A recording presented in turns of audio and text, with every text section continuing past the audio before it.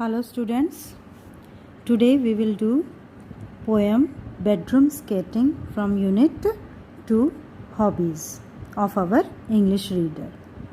This is a very interesting poem. I hope you will like it. Because there is no ice rink within 50 miles of our house, my sister perfects her dance routines in the Olympic Stadium of my bedroom.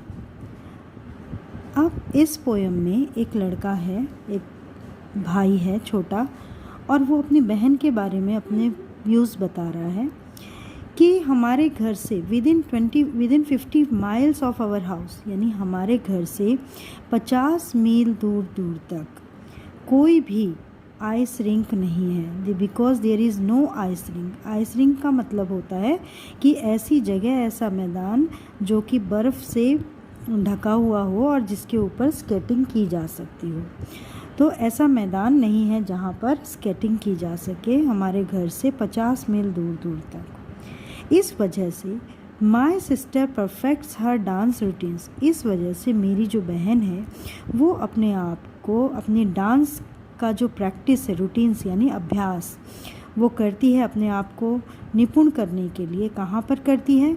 In the Olympic stadium of my bedroom. यहाँ पर उसने अपने bedroom को, लड़के ने Olympic stadium की उपमा दी है, या उसको क्या कहते हैं, सिमली दी है.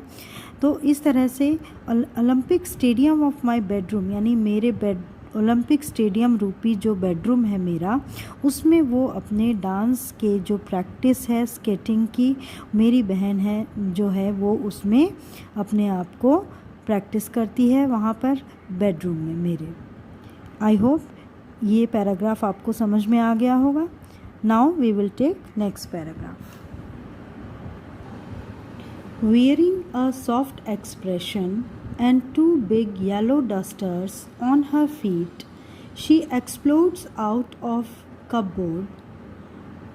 यानी कि वियरिंग ए सॉफ्ट एक्सप्रेशन यानी अपने चेहरे पर एक मुलायम भाव लेकर के, वियरिंग मतलब ओढ़ना होता है, यानी अपने चेहरे पर एक मुलायम भाव ओढ़ करके, एंड 2 बिग येलो डस्टर, और 2 बड़े बड़े पीले रंग के डस्टर्स ऑन हर फीट, अपने पैरों में स्केट्स की जगह वो क्या पहनती है, फिसलने के लिए डस्टर्स पहनती है, जैसे कि आप पिक्चर में देख सकते हैं, जो कि डस्टर किस काम आते हैं, आपको ब्लैक बोर्ड साफ़ करने के काम आते हैं.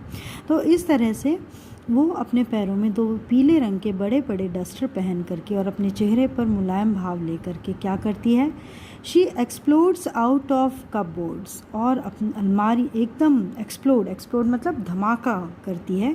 कैसे करती है कि एकदम अचानक से कपबोर्ड मतलब अलमारी के अंदर से वो या उसके पीछे से वो निकल करके आती है. To an avalanche of music, और म्यूज़िक जो है बहुत ही ज़ोरों से एक तूफ़ान की तरह बजता रहता है. टू एन एवलॉन्च क्या होता है? बर्फीला तूफ़ान. तो एक संगीत का एक तूफ़ान उसमें वहाँ पर कमरे में वो बजा देती है. And whorls about the polish line, और फर्श के ऊपर जो पॉलिश्ड लाइन है यानी कि पट्टियाँ बनी हुई हैं चमकीली, उनके ऊपर वो घूमती हुई अपने डांस की प्रैक्टिस करती है. In a blur of double axels and triple salchows, और वो क्या करती है, कभी 2 बार डबल जंप. एक्सल्स और शैलकोज का मतलब होता है एक अलग अलग तरह से स्केटिंग में डांस के स्टेप्स होते हैं, वो करती है, यानी 2 बार जंप करती है या 3 बार जंप करती है. For her freestyle doubles she hurls this pillow called Torvill, और डबल यानी 2 जनों के डांस की प्रैक्टिस के लिए, फ्री स्टाइल प्रैक्टिस के लिए, वो मेरा जो तकिया है, पिलो है, उसको क्या करती है, पकड़ करके डांस करती है, जिसको कि उसने नाम दिया हुआ है. क्या नाम दिया है? टॉर्विल नाम दिया है. From here to breakfast time while spinning like a hippo round and round my bed, और ब्रेकफास्ट टाइम के समय वो एक हिप्पो की तरह स्पिनिंग मतलब घूमती रहती है, यानी अपने ही, स्पिनिंग का मतलब होता है कि ऐसे अपने ही घूमना चारों तरफ, लाइक रोटेशन ऑफ अर्थ, और round and round my bed. और उसके अलावा वो रिवोल्यूशन भी करती है. किसके चारों तरफ रिवोल्यूशन करती है? मेरे बेड के चारों तरफ वो घूमती है और स्पिन भी करती है एक हिप्पो की तरह. इमेजिन यानी सोचिए, waking up to that each morning, small wonder my hands shake and I am off my cornflakes. और आप इमेजिन कीजिए कि हर रोज़ सुबह जब मैं उठता हूँ यही मेरे साथ होता है, और ये मेरे लिए बहुत ही small wonder my handshake, और ये बहुत ही आश्चर्य की, छोटी से आश्चर्य की बात है कि इतनी तेज़ आवाज़ और डांस को देख करके, म्यूज़िक की आवाज़ सुन करके मेरे हाथ जो हैं उसकी स्पीड देख करके, मेरी बहन की डांस की, मेरे हाथ जो हैं वो कांपने लगते हैं। And I am off my cornflakes, और मेरे हाथों से जो मेरे कॉर्नफ्लेक्स हैं, जो मैं ब्रेकफास्ट करता हूँ, वो मेरे क्या हो जाते हैं, गिर जाते हैं। Last Thursday, she even made me stand up on my bed. और लास्ट थर्सडे क्या किया उसने मेरे साथ कि उसने मुझे मेरे बेड के ऊपर क्या किया, खड़ा कर दिया। And hold up cards marked 6, और उसने मेरे हाथ में एक कार्ड पकड़ाया जिसके ऊपर 6 लिखा हुआ था।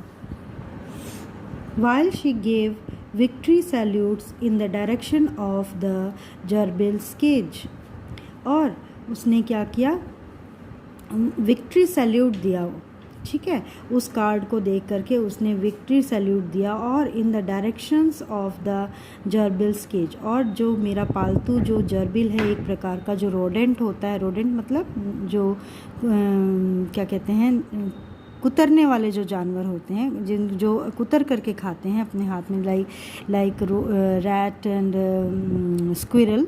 तो जर्बिल्स जो मेरा पालतू है उसकी केज की तरफ देखकर भी उसने विक्ट्री सैल्यूट दिया। टू बी ऑनेस्ट, मैं ईमानदारी से एक बात कहना चाहता हूँ, डिस्पाइट हर एंडलेस डेडिकेशन, चाहे वो कितनी ही एंडलेस, अंतहीन उसकी जो डेडिकेशन है, डेडिकेशन समर्पण जो है उसका डांस के प्रति, एंड आवर्स ऑफ प्रैक्टिस, और वो जितना घंटों तक जो वो प्रैक्टिस करती है, अभ्यास करती है अपने डांस का, I don't think she has a hope of lifting the world title. लेकिन मुझे ये आशा, मैं ये नहीं सोचता कि उसे वर्ल्ड टाइटल जो मिलने की कोई भी आशा है। वो सिर्फ अपने खुशी के लिए ऐसा करती है, उसकी ये हॉबी है। बट हु केयर्स, लेकिन कौन परवाह करता है। She may not get the gold, चाहे उसे गोल्ड मिले या ना मिले, बट आई विल बेट, लेकिन मैं आपसे ये शर्त लगाता हूँ, मेरी ये शर्त है, there is not another skater alive, उसके जैसा कोई भी ऐसा स्केटर अलाइव नहीं है, अलाइव मतलब है नहीं इस दुनिया में, जो क्या कर सकता है, with wall to wall mirror on her bedroom floor, जो कि दीवार से दीवार तक बेडरूम के फर्श के ऊपर स्केटिंग कर सकता है। ऐसा दुनिया में कोई भी स्केटर अलाइव नहीं है जैसी कि मेरी बहन है। यहाँ पर जो पोइट है गैरेथ ओन जो हैं, वो लड़के के रूप में अपने आप को दिखा रहे हैं, और उन्हें अपनी बहन की जो स्केटिंग है, जो वो बेडरूम में स्केटिंग की प्रैक्टिस करती है, उसके ऊपर बहुत ज़्यादा ही क्या है, प्राउड है, गर्व है। I hope beta you all have understood this poem. Thank you.